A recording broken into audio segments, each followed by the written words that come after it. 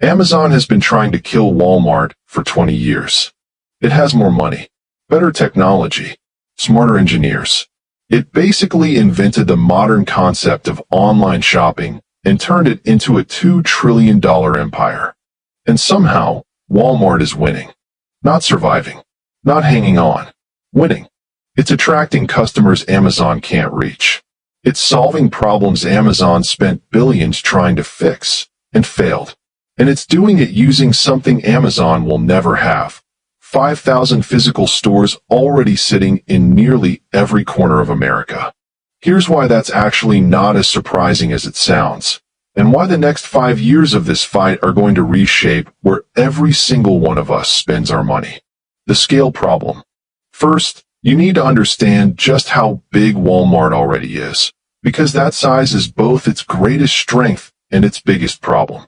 Over 5,200 stores across the United States. 9 out of 10 Americans live within 10 miles of at least one. Not in cities. Everywhere. Remote Alaskan islands only reachable by plane. Desert towns near the Grand Canyon. Oil-field cities hours from civilization. Globally, Walmart now has more stores outside the U.S. than inside it. This isn't a retail chain. It's infrastructure, like roads or electricity. And yet, here's the trap. Walmart is publicly traded, and public markets don't reward standing still. They punish it. A modest growth target of 4% sounds reasonable until you do the math. On $713 billion in revenue, 4% means generating $28 billion more than last year. Every year, just to meet expectations. That's like building an entire new airline from scratch. Annually. When you already sell to almost everyone in America, where does that growth come from? That's the question Walmart has been desperately trying to answer. And Amazon, watching from the sidelines, had a very clear answer. It comes from us. How Amazon started winning. Amazon didn't just build a website. It built a habit. The average American household now spends around $3,000 a year on Amazon. About 70% of U.S. adults are Prime members, locked into an ecosystem that makes buying anywhere else feel like extra work. And Amazon was methodical. It picked off retail categories one by one. Electronics, books, clothing. And then it came for something Walmart considered untouchable, health and beauty. Shampoo, deodorant, face wash. The everyday essentials people grabbed at Walmart while picking up groceries. Between 2019 and 2022, Amazon doubled its market share in that category alone. That hurt, because those products aren't just popular, they're profitable. They're the high-margin items that make low-margin grocery sales worth doing in the first place. Walmart was losing its most valuable customers, and Amazon kept climbing. But here's where the story gets interesting. Because Amazon was about to run straight into a wall it couldn't break through. The $1 trillion wall. Groceries. The U.S. grocery market is worth $1 trillion a year. And unlike books or electronics, grocery shopping resists going online. People want to pick their own produce, check expiration dates, choose their cut of meat. And overwhelmingly, they want to do it in person. This was Amazon's blind spot, and it knew it. So in 2017, it made what looked like a decisive move. It acquired Whole Foods for $13.7 billion. Overnight, 456 physical locations. A loyal, affluent customer base. A brand built on quality and trust. Wall Street erupted. Amazon's market cap jumped by more than the cost of the acquisition in the days after the announcement. It looked like the game was already over. Walmart, by comparison, looked completely flat-footed. Its own store managers were quietly sabotaging its online efforts, because their bonuses were tied to in-store sales, not digital growth. In a panic, Walmart spent $3.3 billion buying an Amazon rival called JET.com, a company most Americans had never heard of. 4 years later, JET.com was shut down permanently. Round 1, Amazon easily. But round 2 was a very different story. Amazon's physical store disaster. Buying Whole Foods wasn't enough. Amazon wanted to build its own physical retail presence from scratch. First came Amazon Books, physical stores stocked with algorithmically chosen bestsellers. Underwhelming. Closed in 2022. Then Amazon Go, cashier-less convenience stores with cameras and smart shelves. You'd grab what you needed and just walk out. No checkout. No waiting. Pure magic. Except it wasn't magic. It was eventually revealed that the system relied heavily on a large team of workers remotely reviewing camera footage to process transactions. The futuristic experience had a very human engine underneath it.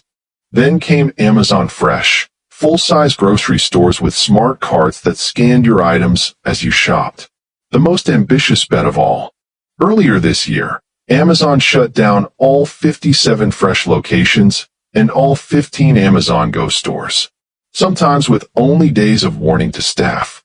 After a full decade of trying, billions spent, dozens of locations opened and closed, Amazon's physical retail experiment was over. And Whole Foods, it's still standing, but it comes with a ceiling baked in. Its customers love it because it's exclusive, curated, and premium. The moment Amazon tries to broaden its appeal, more brands, lower prices, bigger crowds, it risks losing the very people who made it valuable. You can't be Whole Foods and Walmart at the same time. Amazon had run out of moves in the physical world, and Walmart was just getting started. The results speak for themselves. 75% of Walmart's recent growth has come from households earning over $100,000 a year. Read that again. The store famous for rock-bottom prices and bulk paper towels is now growing fastest among America's upper middle class. That's not an accident. That's a strategy, and it's working. The Amex move, smarter than it looks. Here's the moment that tells you everything about where Walmart is headed. American Express offers a credit card that costs $895 a year. Airport lounges, hotel upgrades, spa credits. It's a luxury product for luxury customers. In 2021, Amex quietly added a new perk, a free Walmart Plus membership. On the surface, strange. What does a $900 status symbol have to do with Walmart? Everything.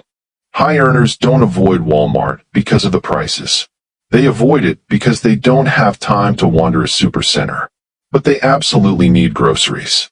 And Walmart Plus gives them unlimited same-day delivery, no delivery fee on orders over $35, and the same prices as in store, no online markup. Because Walmart has 10 times more locations than Whole Foods, delivery is often faster. And since you never step inside the store, the brand stigma evaporates completely. Organic produce in a Walmart bag at your door looks identical to organic produce in a Whole Foods bag, except it costs significantly less. The product didn't change. The experience changed. And that was enough. One store, two customers.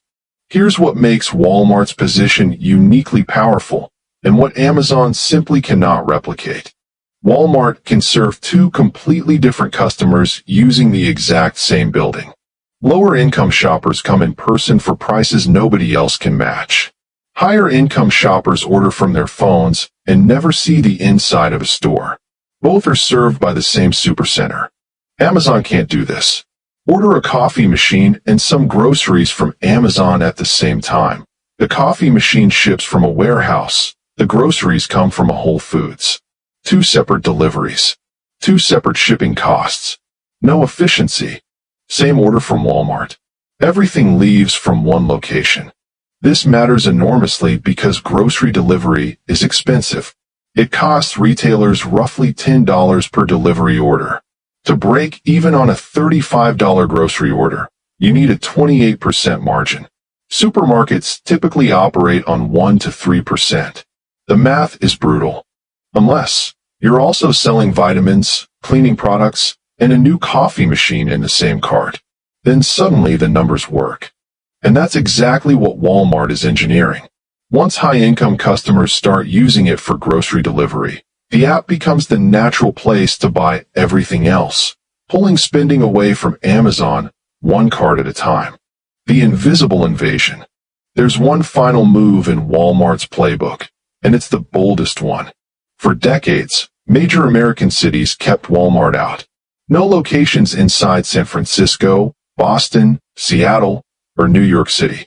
Zoning laws, union pressure, political opposition. Walmart tried to enter New York as recently as 2013 and was turned away. But here's what changed. Walmart doesn't need to open stores in these cities anymore. It just needs warehouses. Invisible fulfillment centers tucked into industrial neighborhoods. No storefront. No ribbon cutting. No public battle. Amazon already does this. Right now, a nondescript building near the Empire State Building in Manhattan houses a massive Amazon fulfillment center. Most New Yorkers have walked past it without a second glance. Walmart can do the exact same thing. Serve 8 million of America's wealthiest consumers in a city that banned it, without ever opening a single public-facing store. The company that was once locked out of America's biggest cities could quietly become their primary retailer. And by the time anyone noticed, it would already be done. So here's where we land. Amazon built the greatest store the internet has ever seen. Then it tried to conquer the physical world, and failed. Walmart built the greatest physical retail network in history. And now it's quietly winning online, not by out-touching Amazon, but by using what it already had in a smarter way. Neither company has won yet. But the battleground is clearer than ever. Your phone, your front door, your grocery list. The company that gets your groceries gets your attention.